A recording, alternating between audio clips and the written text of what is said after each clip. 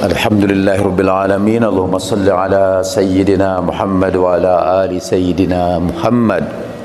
Bapak-bapak dan ibu-ibu, kita kembali lagi kepada Malaki 3 ayat 1 yang terjemahannya kita kutip dari Bible Yahudi yang lengkap, Complete Jewish Bible. Ada bahasa Ibraninya.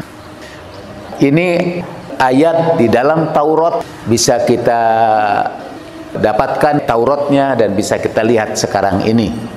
Kalau menurut anggapan sebagian besar dari Anda, Taurat yang sudah diubah, Taurat yang sudah ditahrif. Masih kita temukan ayat yang berkaitan dengan Isra Mi'raj Nabi sallallahu alaihi wa alihi. Behold, I send an angel, and he'll clear a way before me. And suddenly the Lord whom you seek will come to his temple, and behold, the angel of the covenant whom you desire is coming, says the Lord of hosts. Dan lihatlah, aku kirim malaikatku, dan dia akan membukakan jalan bagiku. Dan tiba-tiba ini the Lord whom you seek will temple. Dan beberapa terjemahan Lordnya tidak pakai huruf besar, maksudnya sang pangeran yang kamu cari itu akan datang ke rumah sucinya. Dan lihatlah, masih di sini disebut malaikat, tapi di tempat lain dalam terjemahan-terjemahan lain the messenger, sang utusan. Sang utusan yang dijanjikan itu. Nah, ini whom you desire, yang kamu inginkan, yang kamu sukai, yang kamu bahagia melihatnya, itu terjemahannya adalah terjemahan langsung dari kata Muhammadun di dalam bahasa Ibrani. Baru saja saya membaca sebuah artikel panjang, kata Ali di dalam Bible, kata Ali di dalam Taurat dan juga Injil. Tetapi alinya sudah diterjemahkan. Jadi kata Ali diterjemahkan sebagai yang sangat tinggi. Jadi persoalan karena Ali itu ditempatkan sesudah kata sifat yang suci. Ali yang mukaddas, Ali yang suci, tapi dalam Tauratnya disebutkan mukaddas Ali. Dan artinya yang mereka sebutkan yang tinggi dan yang suci, padahal sebetulnya harusnya terjemahkan yang disucikan Ali kalau melihat susunan kata-katanya. Tapi kita tidak punya waktu untuk itu. Tapi maksud saya, kata Muhammad tertulis dalam bahasa Ibraninya, tetapi kemudian mereka ambil terjemahannya. Termasuk kata Muhammad itu terjemahkan ke dalam bahasa Yunani kepada bahasa Girika menjadi Paraklita. Paraklita itu juga yang disebut di dalam Perjanjian Baru. Dan dalam diskusi antara Imam Ali Ridho yang nanti filmnya akan kita putarkan dengan tokoh-tokoh Yahudi, tokoh Zoroaster waktu itu di zaman pemerintahan Abbasiyah, di dalam pemerintahan Al-Ma'mun. Dalam pemerintahan Al-Ma'mun memanggil Imam Ali Ridho untuk berdiskusi dengan tokoh-tokoh agama. Dia sebetulnya ada niat jahat di situ, yaitu dia ingin agar Imam Ali Ridho yang waktu itu menjadi orang yang sangat dimuliakan, dihormati, memperoleh kecintaan penduduk, dipermalukan oleh agama-agama yang lain itu. Dan Imam Ali Ridho menyebut kata Paraklita itu. Bacalah di dalam kitab suci kalian kepada orang Nasrani di situ. Jadi ada Yahudi, ada Nasrani, dan Imam Ali Ridho menyebut kata Paraklita. Yang kata Imam Ali Ridho, sebetulnya Paraklita itu terjemahan dari kata Muhammad, yang artinya yang terpuji. Tapi karena diterjemahkan, maka nama Rasulullah itu hilang. Seperti saya katakan, boleh jadi nanti ada orang yang menulis sejarah di dalam bahasa Indonesia, dan dia cerita ada seorang intelektual keagungan agama. Tidak diterjemahkan kata Jalaluddinnya, sehingga Jalaluddinnya jadi hilang, yang muncul keagungan agama.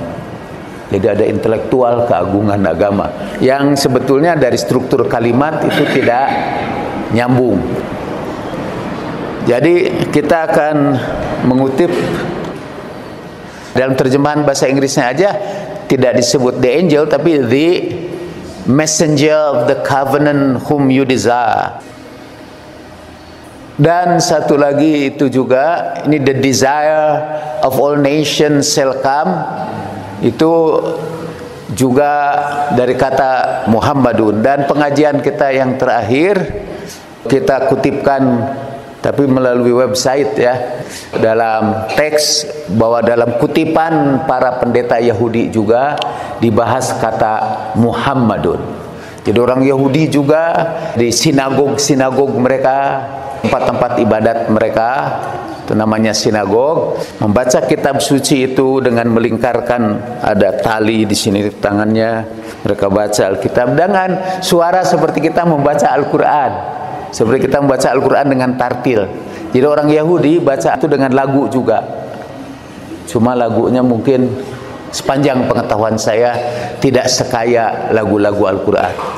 Lagu-lagu Al-Quran berkembang sampai kepada lagam Jawa yang diprotes oleh sebagian kita. Padahal kita boleh saja selama dia mematuhi tajwid dan sebagainya. Waktu itu kita sampai kepada pembicaraan tentang pertemuan Imam Ali Ar-Ridho dengan tokoh-tokoh agama. Harun Ar-Rasyid memanggil mereka semua, dihadirkan di dalam satu pertemuan. Tadi kita kutip dari Kitab Tauhid halaman 437, As-Saduq Al-Qummi. Kemudian ada Kitab Uyun Akhbarir Ridho, itu kumpulan hadis-hadis Imam Ali Ridho. Juga dari Al-Ihtijaj, Uyun Akhbarir Ridho juz 1 halaman 164, Al-Ihtijaj juz 2 halaman 414, hadis nomor 307. Semuanya berasal dari Al-Hasan bin Muhammad An-Nawfali dari Biharul Anwar juz ke-10 halaman 307. Kalau ada orang menyebut bahwa Bukhari-nya orang Syiah itu adalah Al-Kafi, yang dianggap sahih juga sama seperti Bukhari. Menurut saya sebetulnya mungkin Bukhari-nya orang Syiah itu Biharul Anwar. Coba menurut kalian apa samanya Bukhari dengan Bihar? Apa kesamaan Bukhari dengan Bihar? Sama-sama dimulai dengan ba. Jadi bedanya banyak. Pertama, Biharul Anwar itu menampung hadis yang sahih dan yang dhaif. Dan mereka katakan ini dhaif, ini sahih. Jadi Biharul Anwar itu ditampung. Kalau Bukhari disaring itu. Mana yang disetujui Bukhari masuk, yang tidak disetujui oleh Bukhari tidak masuk. Jadi banyaklah hadis-hadis yang terbuang dalam Sahihul Bukhari. Untung setelah itu nanti ada ulama lagi memunguti hadis-hadis yang terbuang dalam Bukhari, kemudian menggunakan kriteria yang sama dengan Bukhari, disusun lagi, dibikin lagi, jadilah dia suplemen untuk Bukhari. Dalam bahasa Arabnya Al-Mustadrak Al-Sahihain, pelengkap untuk hadis Bukhari dan Muslim. Dan masih banyak lagi. Penulisnya Al-Hakim An-Nisaburi ya. Jadi kita nanti akan memutarkan film dialog Imam Ali Ar-Ridho dengan para pendeta Nasrani, Yahudi, kemudian Zarathustra, pendeta Zoroaster yang kita sebut sekarang ini Majusi, atau istilah yang populernya Majusi. Dan perdebatan itu dimulai ketika Harun atau Al-Ma'mun memanggil mereka, dikumpulkan di istananya, dan ada protes dari orang Nasrani yang mengatakan, bagaimana kami harus berdebat dengan mereka, padahal berdebat dengan dia, kata kepada Ali Ridho. Padahal Imam Ali Ridho menggunakan dalil-dalil yang tidak kami akui. Jadi maksudnya pakai Al-Quran yang tidak kami percayai. Lalu kata Imam Ali Ridho, kami akan berdalil dengan kitab-kitab suci yang kalian percayai, yang tu'minu bihi, kata, yang kalian imani. Jadi kalau nanti ada orang, gimana kami berdebat dengan kalian orang Syiah kalau kalian pakai Al-Bihar, pakai Al-Ihtijaz, pakai Al-Kafi, itu Syam akan menjawab, kami akan berdebat dengan kitab-kitab hadis yang kalian percayai. Itu mengikuti tradisi Imam Ali Ridho sallallahu alaihi. Ya, hati-hatilah sama murid-muridnya Imam Ali Ridho. Karena filmnya dalam bahasa Arab, maka percakapannya itu saya baca dulu terjemahnya supaya nanti bisa mengikutinya. Kita akan kutip hadisnya, dan hadis itu nanti dimuat dalam film. Jadi ketika sampai kepada kata-kata seperti itu, saudara bisa, oke, saya mulai dari sini. Dalam munazoroh itu perdebatan antara Imam Ali Ridho dengan berbagai pimpinan agama. Qala Rasul Jalut, berkata pemimpin Al-Jalut, mungkin pemimpin agama, ketua agama, min aina tusbitu nubuwata Muhammadin, dari mana engkau bisa menetapkan bahwa Muhammad itu seorang nabi? Dengan cara apa kamu menegaskan bahwa Muhammad itu nabi sallallahu alaihi wasallam? Kata Imam Ali Ar-Ridho, syahida binubuwwatihi Musa ibnu Imran. Karena di hadapannya itu Yahudi dan Nasrani, yang menyaksikan kenabian beliau itu adalah Musa putra Imran, dan Isa putra Maryam, dan Daud khalifah Allah di bumi. Kata dia, asbit qaula Musa bin Imran, coba sebutkan ucapan Musa ibnu Imran. Karena tadi gimana saya bisa berdebat dengan dia? Karena dia berdebat dengan menggunakan kitab sucinya yang tidak kami terima.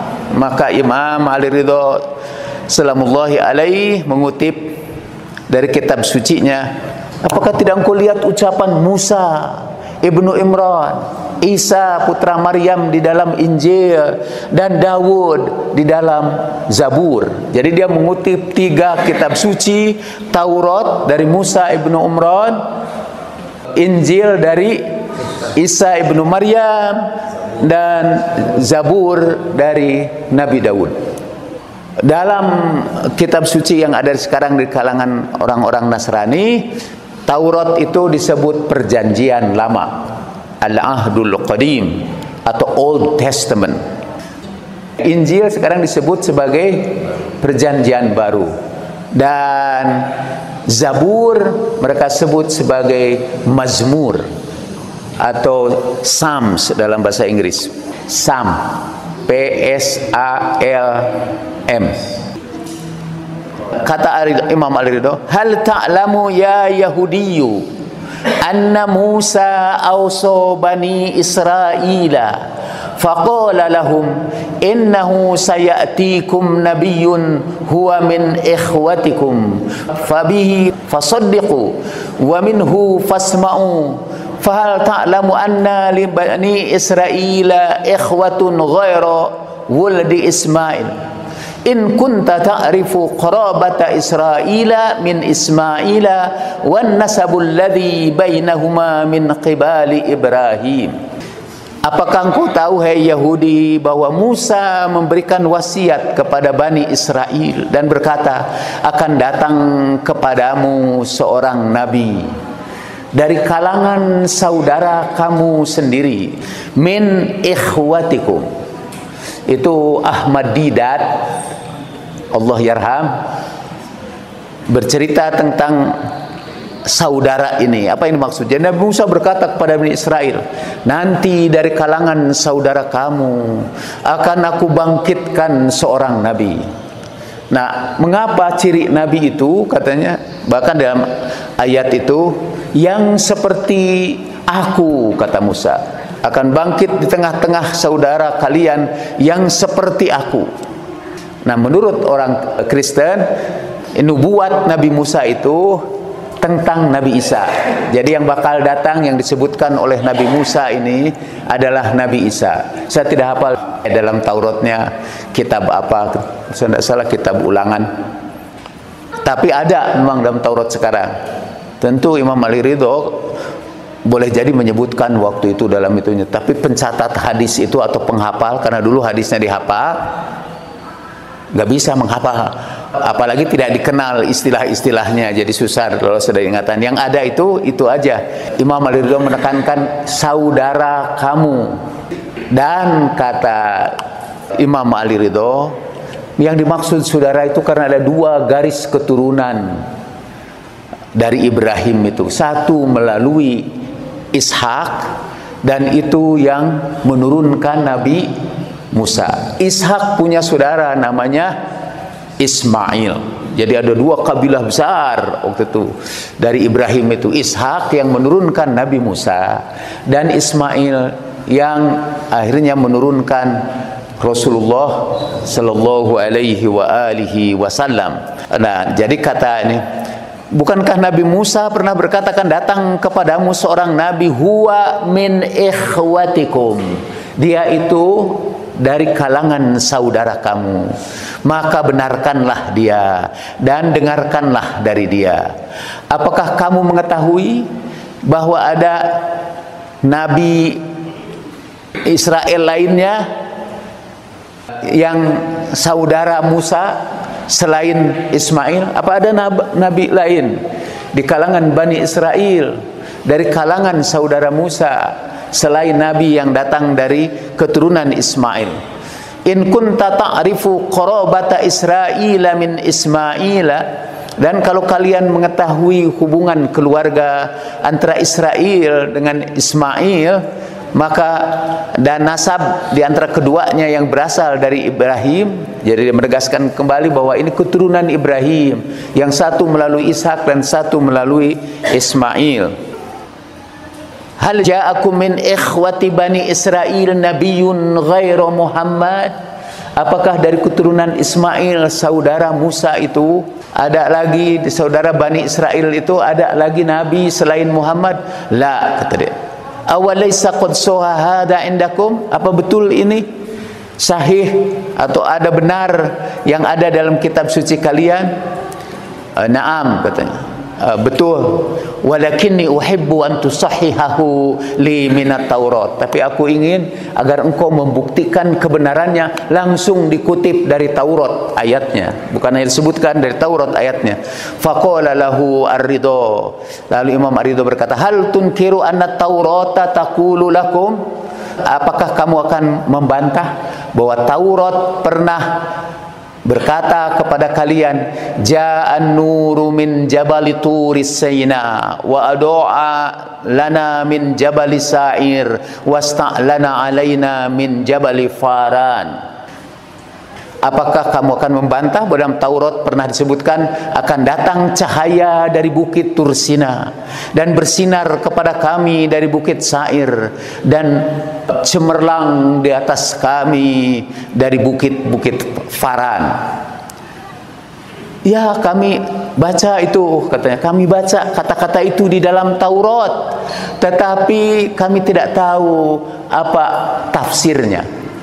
Qala Ridho, ana ukhbiruka bihi, aku akan sampaikan ini sekarang. Amma qauluhu ja'an nuru min jabali turi Sina fadzalika wahyullahi tabaraka wa ta'ala alladzi anzalahu ala Musa ala jabali turi Sina.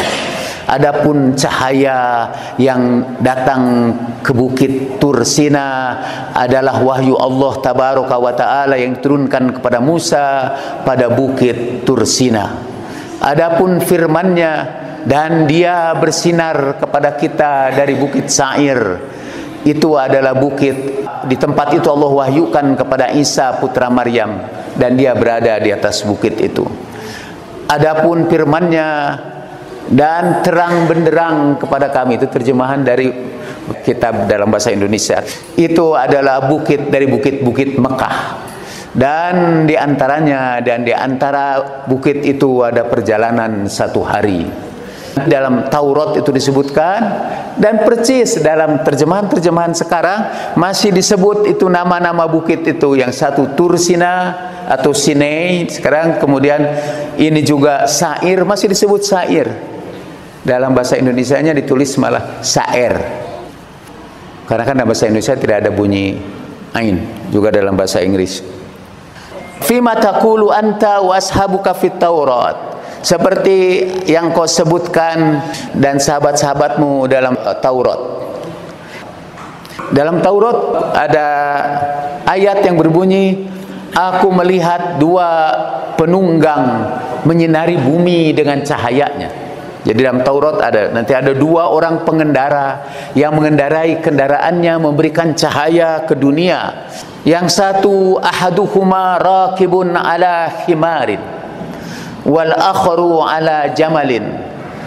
Dalam Taurat disebutkan satu penunggang kuda akan menunggang keledai dan satu lagi penunggang kuda akan menunggangi unta. Nanti pada kesempatan lain saya akan sebutkan ini dalam kitab Injil atau Taurat yang ada di Indonesia, jadi yang dipakai oleh orang-orang Kristen. Satu penunggang itu menunggang keledai, yang satu lagi menunggang unta. Menurut kamu, kata Imam Ali radhiyallahu, siapa penunggang keledai dan siapa penunggang unta? La a'rifuha, saya tidak tahu. Fa khabirni bihima, siapa mereka itu? Amma raqibul himari fa Isa bin Maryam. Adapun sang penunggang keledai adalah Isa putra Maryam. Dalam Injil dikisahkan bahwa Nabi Isa kemana-mana dia mengendarai keledainya. Dan sampai ketika Imam Husain salamullahi alaihi diarak-arak dengan kepalanya ditancapkan di ujung tombak, seorang pendeta Nasrani waktu itu menyaksikan itu dengan terkejut. Siapa itu? Waktu itu diberitakan bahwa mereka itu adalah orang-orang sesat dari orang Khawarij. Tapi ada seorang berkata, itu kepala Husain. Lalu siapa Husain itu? Dia cucu Nabi Sallallahu Alaihi Wasallam. Orang Nasrani itu terkejut. Lalu dia berkata, dahulu ada keledai Yesus datang ke tempat kami dan berhenti sebentar. Di tempat diinjakannya kaki keledai itu, kami bangun di situ sebuah gereja. Keledainya aja kami hormati. Kalian sembelih cucu Nabi kalian. Demi Allah, aku akan berlindung kepada Allah dari kalian umat yang terkutuk ini, kata. Lari dia. Jadi Nabi Isa memang terkenal karena keledainya, sebagai penunggang keledai. Dan penunggang unta adalah Muhammad sallallahu alaihi wasallam, karena beliau menaklukkan kota Mekah waktu itu dengan yang juga diramalkan di dalam Taurat. Nanti Nabi itu akan datang ke lembah bukit-bukit Faran itu dengan membawa ribuan orang suci. Dalam bahasa Inggrisnya with fiery law in his hand, dengan hukum yang bernyala-nyala, dengan hukum api di tangannya, ya, dengan hukum yang keras di tangannya, yang diterjemahkan ke dalam Taurat bahasa Indonesia dengan api yang bernyala-nyala. Pada sebelah kanannya ada api yang bernyala-nyala. Dalam terjemahan Arabnya juga yang sekarang kayaknya dia diambil terjemahan Arab, wanar al-mus'ilah, jadi dengan api yang bernyala-nyala. Itu juga tahrif dalam terjemahan. Dalam Quran kita juga ini dalam terjemahannya ada juga banyak tahrif. Siapa saja yang di sini yang mau bikin disertasi tentang tahrif penerjemahan Al-Quran dalam bahasa Indonesia, saya bisa bantulah. Doktornya dalam tahrif Al-Quran. La ma'unkiruh, aku tidak menolaknya. Kata Imam Ali Ridho, hal ta'rifu hayqaqan nabi. Di dalam Taurat itu ada kata hayqaq. Saya cek juga itu. Tahukah kamu siapa hayqaq dalam yang disebut dalam Taurat itu? Nabi hayqaq itu. Na'am inni bihi la'arif. Betul, kami ketahui. Fa innahu qala wa kitabukum yantiqu bihi, kitab kalian berbicara tentang itu. Ja Allah bil bayani min jabali Faran, Allah datang membawa keterangan dari Bukit Paran. Saya menduga kalau saya tidak salah Bukit Paran itu Jabal Gubeish yang memanjang sepanjang kota Mekah itu, mulai dari tempat sa'i sampai memanjang.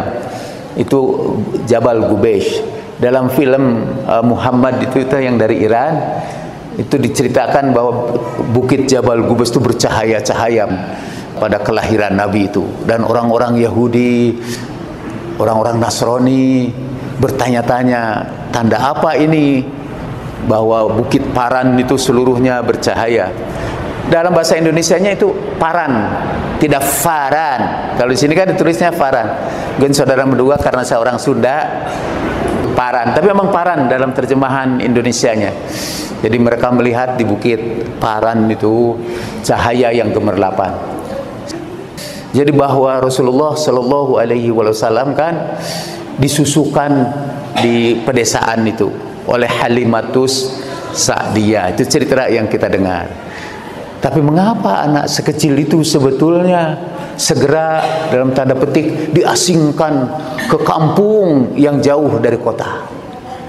Karena Abdul Muttalib alaihi salam.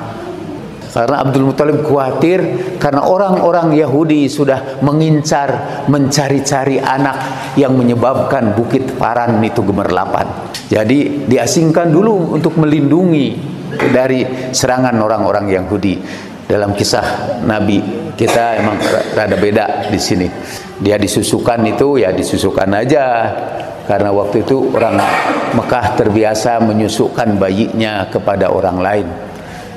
Dan malah ada kisah Halimatus Sa'diyah itu mencari-cari itu dan tidak kebagian kan sampai malam dia tidak kebagian bayi. Jadi ada para pedagang air susu yang datang ke situ menawarkan susunya buat bayi-bayi yang baru lahir, tapi sampai sore tidak dapat. Akhirnya dipertemukanlah Halimah mencari-cari di tengah orang miskin dan berjumpalah dengan Nabi Muhammad sallallahu alaihi wasallam. Cerita itu terlalu dramatis. Rasulullah itu lahir dari bangsawan Quraisy. Walaupun miskin katanya dalam cerita itu, tapi tidak seperti miskin itulah, not that poor. Sehingga tidak ada tukang yang menyusui yang mau katanya mengambil Nabi. Sehingga Halimah lah yang mengambil itu. Kan itu lebih-lebihkan. Bagaimana anak bangsawan diabaikan dan ditelantarkan sampai datangnya Halimah. Tapi dari cerita itu kita menemukan benang merah bahwa dia diasingkan itu karena orang-orang Yahudi dan Nasoro sudah tahu akan kedatangan dia dari cahaya yang bersinar dari Bukit Faran itu. Nah, katanya Allah datang dengan membawa keterangan dari Bukit Faran. Wamtala'atis samawatu min tasbihi Ahmad wa ummatihi. Dan akan penuhlah langit dengan tasbihnya Ahmad dan umatnya. Yahmilu khailahu minal bahr kama yahmilu fil bar. Khail itu sebetulnya tunggangan ya.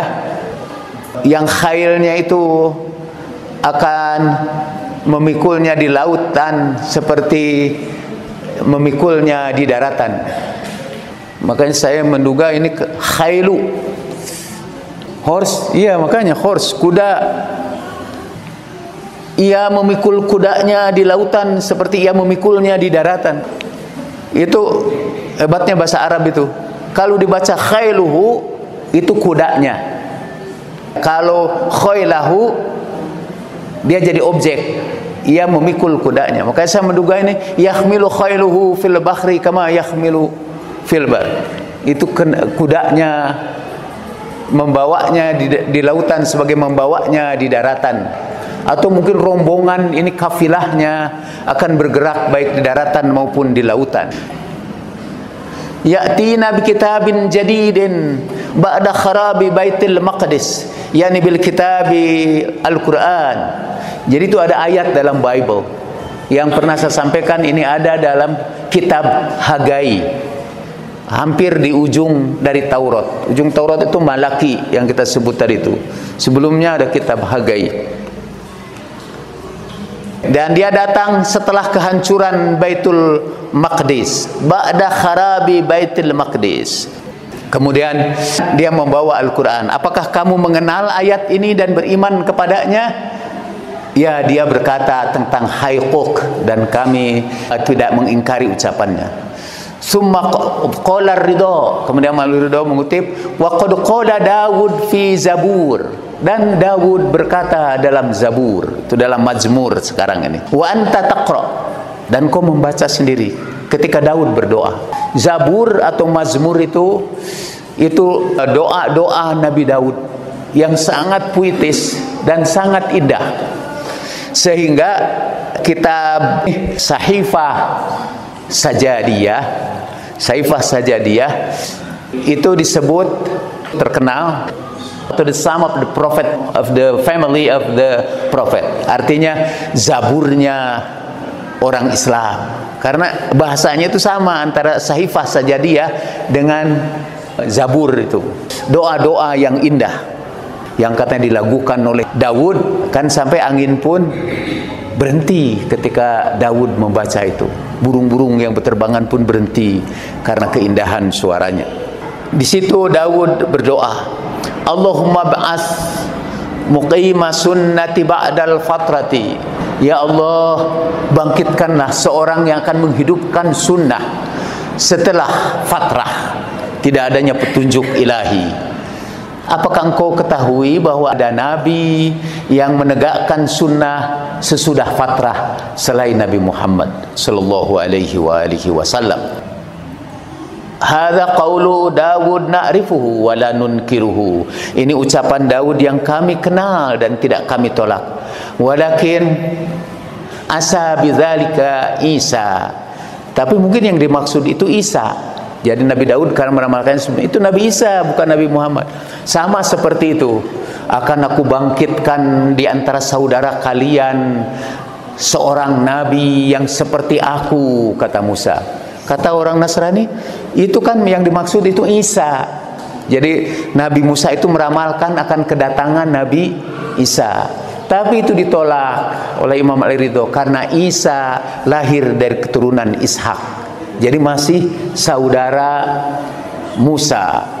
Ini harus lahir dari saudaramu. Saudaramu itu yaitu Ismail, dan itu hanya Rasulullah. Terus juga yang seperti aku, kata. Itu kalau Ahmad Didat menyebutkan ada 8 atau 10 persamaan antara Rasulullah dengan Nabi Musa, dan perbedaan antara Nabi Musa dengan Isa. 10 persamaan antara Nabi Muhammad dengan Nabi Musa, dan 10 perbedaan antara Nabi Isa dengan Nabi Musa alaihim assalatu wassalam. Yaitu misalnya Nabi Isa lahir secara ajaib, Nabi Musa lahir tidak ajaib, dan Rasulullah juga lahir tidak ajaib. Nabi Isa tidak memperoleh kemenangan di dalam hidupnya. Nabi Musa memperoleh kemenangan itu. Rasulullah juga memperoleh kemenangan waktu itu. Dan seterusnya ada 10. Ini juga ketika Nabi Daud berkata, Tuhan bangkitkan di sana yang membangkitkan sunnah setelah fatrah. Iya, itu kami mengetahui, tapi yang kami ketahui itu untuk Isa. Lalu ini jawaban dari jahilta, kau tidak tahu. Anna Isa lam yukhallifis sunnah. Isa itu tidak bertentangan dengan sunnah. Nabi Isa berkata, itu dalam Al-Quran juga disebutkan sama dengan di Taurat, bahwa Nabi Isa pernah berkata, aku datang tidak untuk mengubah Taurat, tapi aku datang untuk membenarkan hukum yang ada di dalam Taurat. Gitu. Dalam Taurat itu misalnya, laki-laki Yahudi itu harus bersunat. Sampai sekarang orang Yahudi itu bersunat, sama dengan orang Islam. Tapi di dalam perjanjian baru, bersunat itu dibatalkanlah, dimansuh oleh Paulus yang mengaku juga sebagai murid Yesus. Sehingga ada kisah orang Yahudi itu banyak di Amerika. Saat ada anak-anak muda Yahudi itu pulang lagi ke Israel, dan perilakunya udah berubah, udah pakai jin, makanannya, nyanyinya, lagu-lagunya, gaya-gayanya udah tidak mirip Yahudi lagi lah, sangat Americanized. Akhirnya waktu dia berkunjung kepada neneknya, nenek juga keheranan begitu. Sebelum pergi dia dipanggil oleh neneknya, dibisikin kepada telinganya. Berangkat kecil, apa yang dibisikkan kepada telinganya itu? Dan bisikannya ialah, laki-laki itu, si anak muda itu tertawa terbahak-bahak. Apa yang dibisikkan nenekmu itu? Dia bertanya kepadaku, apakah kamu masih bersunat? Karena sebelum ke Amerika sudah disunat, dia khawatir di Amerika sunatnya jadi hilang lagi. Kata dia, masih. Jadi memang tradisi bersunat itu ada di dalam Taurat, yang dibenarkan oleh Nabi Isa juga, kemudian nanti juga dibenarkan di dalam Islam. Wa fil Injili maktub, dan di dalam kitab Injil itu tertulisnya begini, kata itu, ana ibnal barrah zahid, inna ibnal barrah zahid, wal faraqlita jaa min ba'dihi, wa huwa alladhi yukhaffiful asar wa yufassiru lakum kulla syai' wa yashhadu li kama syahidtu lahu ana ji'tukum bil amsali wa huwa ya'tikum bita'wil atu'minu bihadza fil Injil. Kalau saya tidak salah, dalam Matius, dan satu-satunya yang memuat itu adalah Injil Yohana. Apa sekarang? Yahya. Di situ tuh, kalau dalam Injilnya, dalam Injil Indonesia, Sang Penolong. Sebentar lagi aku pergi, kata Yesus di hadapan murid-muridnya. Nanti akan datang kepadamu Sang Penolong, yang kalau tiada aku pergi, dia tidak akan datang kepadamu. Dia akan membawa dunia kepada segala kebenaran. Aslinya itu dalam bahasa Yunaninya itu Pariklita. Dan mungkin yang tersebar waktu itu di Iran, karena ini terjadinya di Persia, waktu itu yang tersebar adalah terjemahan Injil, karena yang aslinya Injil itu sudah tidak ada. Terjemahan bahasa Indonesianya dari Yohanes. Dari Yohanes justru. Jadi hanya ada di Yohanes, kitab suci yang lain tidak ada. 16 ayat 7. Namun benar yang kukatakan ini kepadamu adalah lebih berguna bagi kamu jika aku pergi. Sebab jikalau aku tidak pergi, penghibur, ini terjemahannya penghibur, itu tidak akan datang kepadamu. Tapi jikalau aku pergi, aku akan mengutus dia kepadamu. Dan kalau ia datang, dia akan menginsapkan dunia akan dosa, kebenaran dan penghakiman. Akan dosa karena mereka tetap tidak percaya kepadaku. Akan kebenaran karena aku pergi kepada Bapa dan kamu tidak melihat aku lagi. Tapi apabila ia datang, yaitu roh kebenaran, ia akan memimpin kamu ke dalam seluruh kebenaran. Sebab ia tidak akan berkata-kata dari dirinya sendiri, tapi segala sesuatu yang didengarnya itulah yang akan dikatakannya.